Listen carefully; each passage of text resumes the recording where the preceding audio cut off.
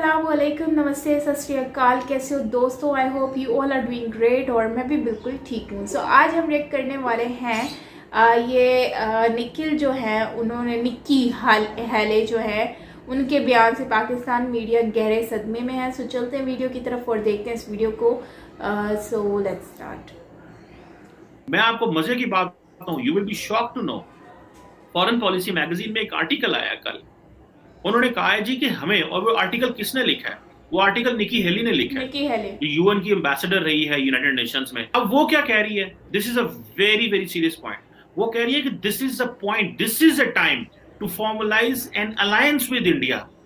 अब आप देखें कि अमेरिका की कितनी डिपेंडेंस हो रही है इंडिया के ऊपर। India has become a semi periphery, the world is dependent on them. असले की दौड़ में जिस तेजी के साथ हिंदुस्तान शामिल हो रहा है, मिसाइल देखिए तो एक के बाद दूसरा मिसाइल का तजर्बा। दरअसल अगर आपने इस हकीकत को तस्लीम किया है तो इसका मतलब है कि इंडियन प्रेशर मौजूद है।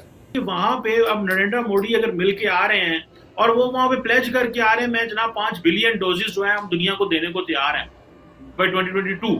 अगले साल वो कहते हैं 5 बिलियन डोजेस ले लें हमसे। अब आप मुझे ये बताएं, this is how they are offering, what they are offering to the world. आप अगर फैटफ की लिस्ट पे होते हैं तो पाकिस्तान को वो $30 मिलियन हर साल कास्ट कर रहा है। इमेजिन दुनिया के बड़े 20 leaders if they are coming in India. So the world is dependent on India when it comes to carbon emissions control कैसे करना है। हेलो फ्रेंड्स, जय हिंद। हिंदुस्तान स्पेशल में आपका स्वागत है दोस्तों। निकी हेली के एक आर्टिकल से पाकिस्तान को बहुत मिर्ची लगी हुई है। संयुक्त राष्ट्र में अमेरिका की पूर्व राजदूत निकी हेली और सांसद माइक वोल्टेज ने भारत एवं अमेरिका के बीच गठबंधन का आह्वान करते हुए कहा है कि इससे दोनों देशों के क्षेत्र में चीन के आक्रामक रुख के बीच अपनी वैश्विक ताकत को बरकरार रखने और विस्तार देने में मदद मिलेगी। निकी हेली ने कहा है कि यही वो समय है जब भारत के साथ सभी देशों को अलायंस बनाने चाहिए, क्योंकि भारत में बहुत पोटेंशियल है। उन्होंने कहा कि हम आज भारत पर किसी न किसी कार्य के लिए पूरी तरह से निर्भर हैं। आने वाले दिनों में अमेरिका और भारत में और कई एग्रीमेंट्स हो सकते हैं जो भारत और अमेरिका दोनों के लिए बहुत महत्वपूर्ण साबित होंगे। दूसरी तरफ पाकिस्तानी मीडिया भारत द्वारा एक के बाद एक मिसाइल टेस्ट से बहुत परेशान दिखाई दे रहा है। So friends, let's start this very interesting video. Thank you so much. India has become a semi-periphery. The world is dependent on them. मैं आपको मजे की बात बताऊं, you will be shocked to know, foreign policy magazine में एक article आया कल। उन्होंने कहा है जी कि हमें, और वो आर्टिकल किसने लिखा है? वो आर्टिकल निकी हेली ने लिखा है। यूएन की एम्बेसडर रही है यूनाइटेड नेशंस में 2017, 2018 में, 19 में, और इट इज कॉन्सिडर्ड कि वो she is very close to India and I think there is some background to her of India. अच्छा, अब वो क्या कह रही है? This is a very very serious point. वो कह रही है कि this is a point, this is a time to formalise an alliance with India. अब आप देखें कि अमेरिका की कितनी डिपेंडेंस हो रही है इंडिया के ऊपर। वो कहते हैं यूएस इंडिया अलायंस जो है वो एक ग्लोबल स्ट्रेंथ होगी। ये फॉरेन पॉलिसी मैगजीन आप जाके पढ़ सकते हैं। और सबसे इंपॉर्टेंट चीज उसने कहा है कि जो बाइडेन ने कहा था कि diplomacy is back on the centre of our foreign policy, ठीक हो गया। लेकिन वो कह रही है कि हमें प्रॉब्लम यह है कि हमारे जो एडवर्सरीज हैं वो सिचुएशन का फायदा उठा रहे हैं, वो हमारी वीकनेस की बातें कर रहे हैं। वो कह रहे हैं हमारे एलाइज जो हैं उनके अंदर कॉन्फिडेंस आ गया, वो कॉन्फिडेंस हमारी फेलियर की वजह से आ गया। सो कहते हैं रिलाय ऑन इंडिया। और फिर वो कह रहे हैं, उन्होंने पाकिस्तान का भी जिक्र किया। ठीक है जी, पाकिस्तान ईरान के करीब हो रहा है। देखिए, हालांकि इसकी लॉजिक कोई नहीं बनती थी ये सब इस लाइन की, बस उसने सिर्फ एक लाइन लगा दी, पाकिस्तान ने अपनी इंगेजमेंट ईरान के करीब कर दी। अब वो कह रही है कि भाई हमें इंडिया के साथ अलायंस बनाना है। तो भाई वे व्हाट, देखिए, as a student of politics this is my job to understand what is going on in the world. हमें ये चीजें समझनी है। ये स्केयर मॉन्गरिंग नहीं है, ये चेस्ट थंपिंग नहीं है। बहुत सारे पाकिस्तानी भी शायद समझते होंगे कि I am going for chest thumping and square mongering, डरा रहा हूँ या मैं छाती पीट रहा हूँ जी कि देखो क्या इंडिया किधर जा रहा है। इट्स नॉट अबाउट इंडिया किधर जा रहा है, it's where we have to, what we have to do. The question is what we have to do. हमें क्या करना है, इस पे सोचना है। क्या हमें अपनी, देखिए वो कॉप22 में सबसे ज्यादा बात है इंडिया और चाइना के ऊपर सबका होल्ड था। दे वर आस्किंग, बिकॉज वो कहते हैं सबसे ज्यादा एमिशंस ये कर रहे हैं। आज भी इंडिया और चाइना जो हैं वो सबसे ज्यादा एमिशन कर रहे हैं। एमिशंस का मतलब होता है, इट मींस कि आपकी इंडस्ट्री चल रही है। पाकिस्तानी बड़े अच्छा हमें पता नहीं चलता कि हमने पॉजिटिव चीज कौन सी और नेगेटिव चीज हमारे लिए कौन सी है। कहते जी हम बिल्कुल कार्बन एमिशंस नहीं कर रहे, हम तो बहुत अच्छे मुल्क हैं। That means there is no business here. The more carbon emissions mean more business. China और इंडिया जो है वो तकरीबन अपनी 60 से 70% अपनी जो एनर्जी है, वो जो पावर जनरेशन है वो कोल पे डिपेंड करते हैं, और ये इंटरनेशनल एनर्जी एजेंसी ने कहा है। हाँ, इस जो COP26 की मीटिंग हुई है अभी उधर रोम में, वहां भी ये भी डिस्कस हुआ है। उन्होंने कहा सही बात है कि हम अभी रिसेंटली जो ग्रेट वीडियो भी पार्ट आई ने ये थी। कहा कि हम आइंदा से गरीब ममालिक में जाके कोल के प्लांट्स नहीं लगाएंगे, लेकिन जो उनके पास ऑलरेडी वो है उसको हम कैसे नीचे लेके जाएंगे? This is a very serious question. So the world is dependent on India when it comes to carbon emissions control कैसे करना है। सो ये जो चीज है कि अब देखें कि वहां पे अब नरेंद्र मोदी अगर मिल के आ रहे हैं, वो जो बाइडेन से मिलेंगे, वो टर्की प्रेसिडेंट से मिले हैं, वो यूके से, वो सबसे मिल के आ रहे हैं, और वो वहां पे प्लेज करके आ रहे हैं मैं जनाब 5 बिलियन डोजेस जो है हम दुनिया को देने को तैयार हैं बाय 2022। अगले साल वो कहते हैं 5 बिलियन डोजेस ले लें हमसे। अब आप मुझे ये बताएं, this is how they are offering, what they are offering to the world. So आपका जो पॉलिटिकल कैपिटल है वो कहाँ पे, आपका इकोनॉमिक कैपिटल कहाँ पे है, and where are we lacking? In fact this is a very serious debate. लेकिन हमें तो इस पर बात ही नहीं करनी, हमने तो अपने टीवी पे दिखाया ही नहीं G20 क्या हो रहा है। मैंने तो नहीं अपने टीवी पे देखा कि G20 की डिस्कशन हुई है। G20 इज अ मेजर एक चीज है, दुनिया के ममालिक इकट्ठे हुए हैं, ग्रेट 20 ममालिक इकट्ठे, उन्होंने डिस्कस किया है। लास्ट टाइम सऊदी अरब ने वर्चुअली इसको किया था, इस दफा मेरा ख्याल है अगले साल इंडिया में इसकी हो रही है। सो इमेजिन दुनिया के बड़े 20 leaders if they are coming in India, so that is how it is going to affect हमें ये कैसे। और मेरा ख्याल है इंडियन प्राइम मिनिस्टर ने ये 2023 में किया है, इसलिए बिकॉज वो चाहते हैं कि we should tell the world कि हमारे 75 इयर्स हो गए। I think this was the case which I read last time. अब देखें कि इन्होंने इटली को कहा कि आप इस दफा कर लें। I think if I am not wrong, मेरा ख्याल है ये ऐसे ही हुआ था, हो सकता है। So the point is they were discussing the major bigger challenges the world is facing. Supply chain जो रेजिलियंस एस्टैब्लिश करनी है। अब वो जो सप्लाई चेन की बात होगी, the world wants to move towards China, towards India, because वो जो मैसिव इंडस्ट्रियलाइजेशन हो रही है। And don't forget this is semi periphery, India has become a semi periphery. देखिए, इसको मैं इस सेशन को फैटफ का जो एक्शन प्लान 2021 था, और जिसमें उन्होंने फिर दोबारा पाकिस्तान को ग्रे लिस्ट में रखा है, और जिस तरीके से डॉक्टर मार्कस जो फैटफ के हेड हैं, उन्होंने जिस तरीके से पाकिस्तान के बारे में स्टेटमेंट्स दी हैं और इंडिया के बारे में उन्होंने जो किया, उसमें उनकी जानबदारी नज़र आती है। मैं यहाँ पे ये बताना चाहूँगा कि उन्होंने पाकिस्तान को अपने इस क्लोजिंग रिमार्क ऑलमोस्ट थ्रेट दी है कि उसका मैं अगर इंटरप्रेट करूं तो उनका मतलब यही था कि आप शुक्र करें कि हमने पाकिस्तान को अभी ब्लैक लिस्ट में नहीं डाला। और दूसरा उन्होंने कहा कि इसके हमारे ऊपर इल्ज़ाम लगाया जाता है कि शायद हम अंडर इंडियन इन्फ्लुएंस हैं, इस वजह से पाकिस्तान को ग्रे लिस्ट में रखा जाता है।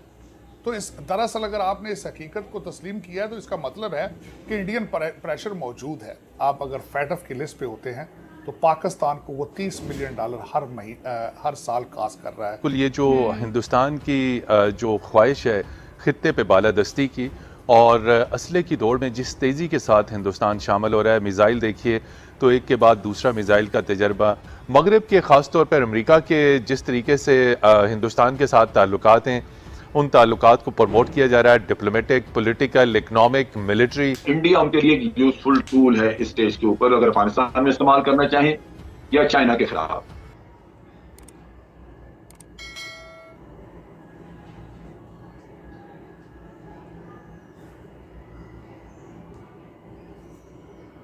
ओके फ्रेंड्स, ये वीडियो है और काफ़ी इसमें निक्की हैली के बयान से जो है वो पाकिस्तान में तो वाकई में काफ़ी हल्ला गुल्ला हो गया।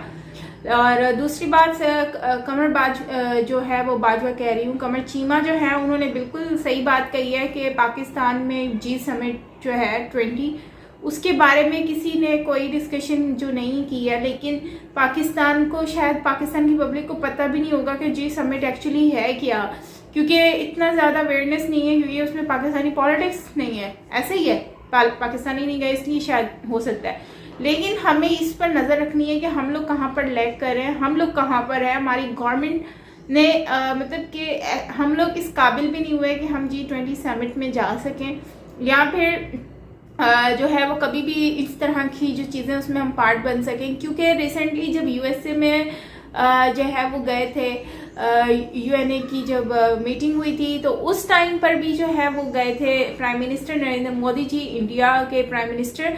और हम तो वैसे यूँ तो बहुत ही ज़्यादा कंपैरिजन भी कर रहे होते हैं कि पाकिस्तान इंडिया और इंडिया वर्सेस पाकिस्तान, लेकिन हम कहाँ पर हैं ये चीज़ सोचने वाली है। हमने आज तक किया क्या है, ना तो हम जो है वो यूएनए में शरीक हो सके।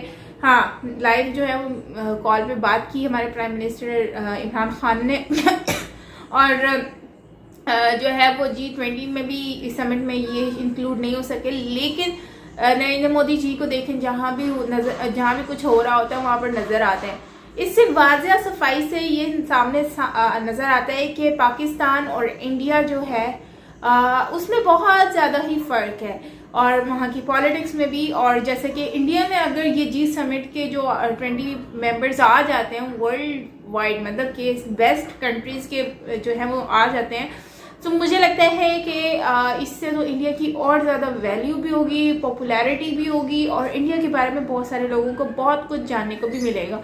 और यकीनन नेक्स्ट ईयर हो सकता है कि वो इंडिया में भी हो, कुछ कहा नहीं जा सकता। लेकिन वही बात है कि हम लोग कहाँ पर हैं, हम कहाँ पर लैग कर रहे हैं, हमारे पास क्या है करने के लिए, हम लोग क्यों इन सारी चीज़ों के ऊपर ध्यान नहीं दे पा रहे। हम सिर्फ ये एक ही चीज़ के ऊपर क्यों ध्यान देते हैं कि क्रिकेट मैच हो गया और पाकिस्तान में TLP क्या कर रहा है, और जो है वो तहरीक तालिबान क्या कर रहा है, अफ़गानिस्तान में तालिबान क्या कर रहा है, और पाकिस्तान में महंगाई के जोर पे बात की जाती है। मतलब इस चीज़ पे बात क्यों नहीं की जाती कि जो है वो हम लोग हैं कहाँ पर, हम क्यों फोकस नहीं कर पा रहे अपने इंटरनेशनल रिलेशनशिप के ऊपर। बाइडेन अगर कॉल नहीं उठा रहा तो क्यों नहीं उठा रहा भाई, ये सारे सवाल, बहुत सारे सवाल हैं। और हम अपनी तिजारत हमने इंडिया से क्यों बंद करके रखी है, चाइना के साथ इंडिया ने क्यों नहीं बंद की, हालांकि चाइना का तो इंडिया से भी, पाकिस्तान और इंडिया से ज़्यादा तो चाइना और इंडिया का रिलेशन ख़राब है, लेकिन फिर भी वो कारोबार तो बंद नहीं करके बैठे, वो तो कारोबार वैसे ही कंटिन्यू रख के बैठे हैं। तो यही बात होती है कि हम लोगों ने अपने पैरों पे खुद ही को लाड़ियाँ मारना स्टार्ट कर दी हैं, अपनी GDP को डाउन करना स्टार्ट कर दिया, बिजनेस के मौके नहीं है। सो बस यही होगा। अब देखो सिंध हुकूमत ने क्या किया है कि एक यहाँ पर पैलेस है, और इंडियन मतलब एक बिजनेसमैन था, उनका पैलेस था, तो उस पैलेस को अब जो है वो डिग्री कॉलेज में, मतलब कि वो एक कॉलेज, डेंटल कॉलेज में कन्वर्ट कर रहे हैं। उसका नाम तक चेंज कर रहे हैं, मतलब हिस्ट्री का नाम चेंज कर रहे हैं, और इतना खूबसूरत पैलेस है वो, मैं आपको बता नहीं सकती।